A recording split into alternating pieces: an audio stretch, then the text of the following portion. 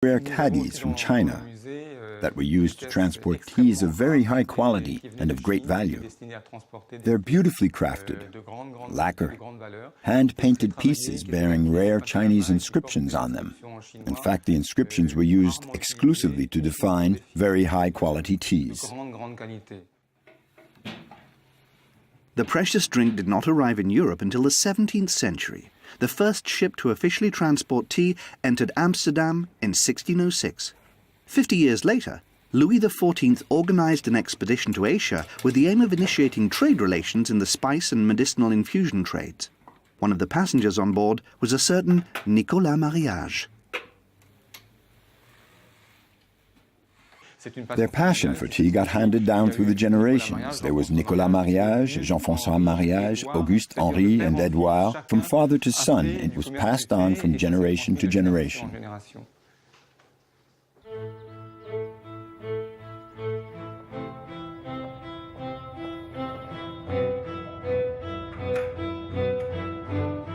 Tea arrived in England around the same time, but not directly from China. Jane Pettigrew is the author of several works on tea. Her writings, which have been published in several languages, are based on research on the origins of tea consumption in the UK. She has discovered places that give us an insight into where and how the British became so partial to their cups of tea.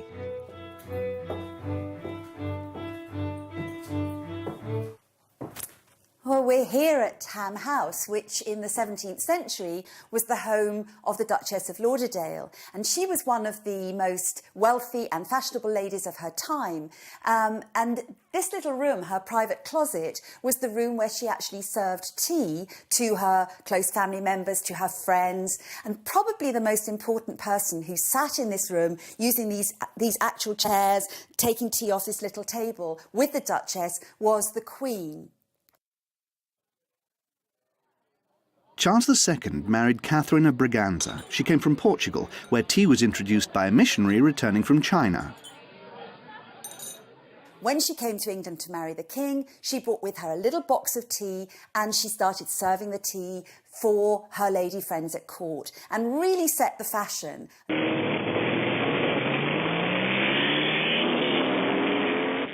The women of the time played a fundamental role in spreading the drink. They started the ritual that for centuries would be a landmark of the English culture.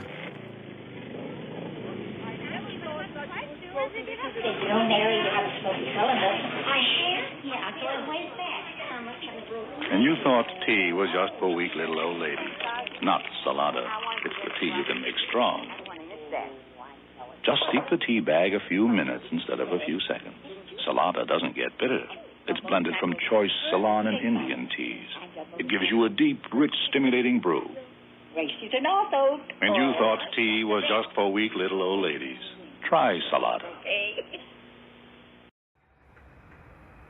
In London city centre, there is a tea shop which marks the trade in England. The famous establishment, founded by Thomas Twining, is the oldest in existence and is today run by a family member of the 10th generation of Twinings. Its history dates back to the era of the first coffee houses that sold coffee, chocolate, spices, cold drinks, and tea.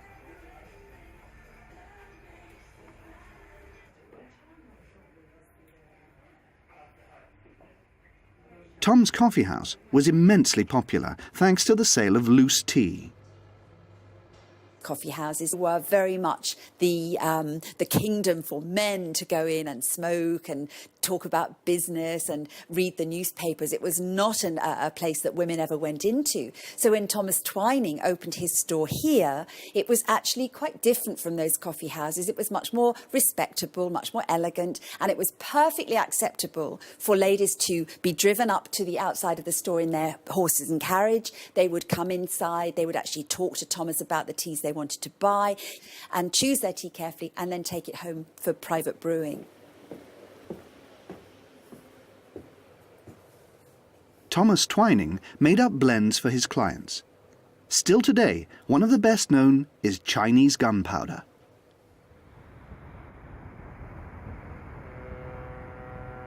At the time, the British East India Company had a monopoly on trade with the East. It traded in China tea via its trading post in Calcutta, and this contributed enormously to the tea trade in England. So this part of London is called Butler's Wharf, and these amazing, huge buildings were once very important for the warehousing of spices and particularly tea. All the bulk tea was brought in on ships from China and stored in these massive buildings and actually blended and mixed and then sent out to the customer probably about 6 months after it arrived here. And the tea probably took 15 to 18 months to travel here from China, so the tea wasn't necessarily all that fresh in those days. With time, the traditional long-haul trade ships were replaced by much faster vessels called clippers. The Cutty Sark was one of them. The ships competed in races to bring the fresh leaves. Once, 4 sailboats managed to travel all the way from China to the London docks in 99 days.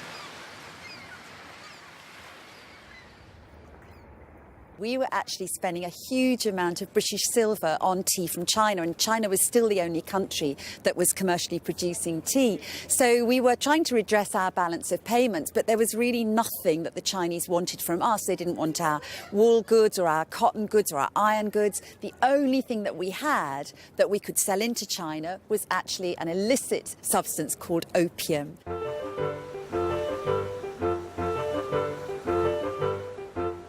The English tried to sell the opium they grew in India and buy tea. This outraged the Chinese emperor, who imposed an embargo on trade with England that would lead to 2 bloody opium wars. The American War of Independence was also triggered by the tea trade. At the Boston Tea Party protest in 1773, insurgent colonists rebelled against the British Empire's heavy taxes by dumping their tea into the ocean.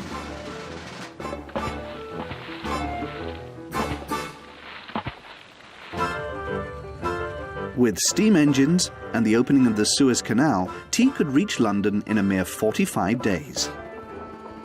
The Industrial Revolution accelerated commerce and tea consumption spread widely. English workers acquired the habit of taking a tea break.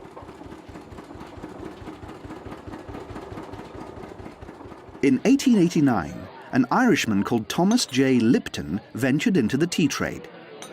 Not only did he start buying tea, he also established his own tea gardens in Ceylon. His company, based in Glasgow, started promoting the drink via street parades, posters, coloured packaging, and promotional slogans.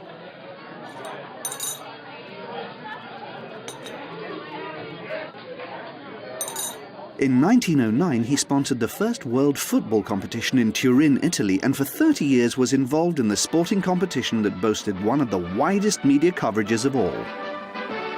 Lipton loses again.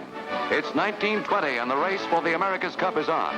With a Shamrock the Fourth, Sir Thomas Lipton plans to take yachting's highest honor home to England. Good luck, Sir Thomas. The relationship between America and tea has always been rather complicated.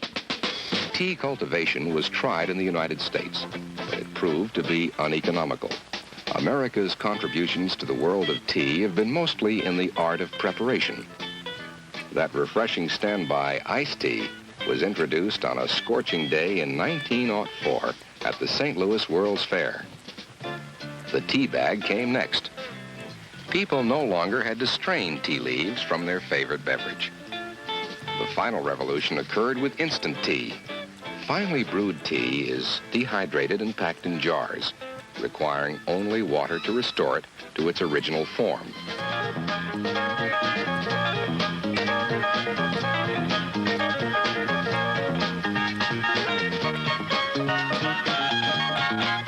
Tea is very much a part of America's youthful now generation. It fits in so well where the action is.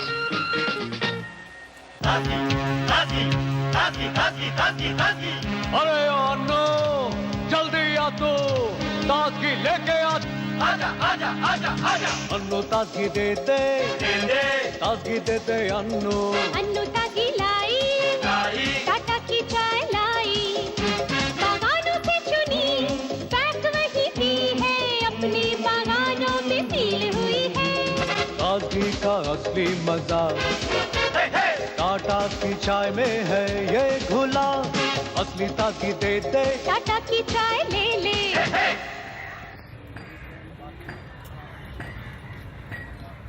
The major Indian companies have entered the market and are now producing their own brands.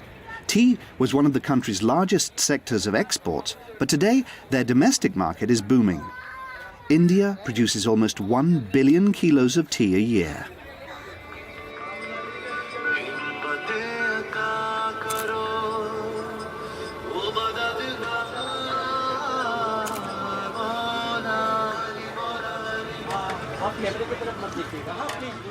But throughout the Indian subcontinent,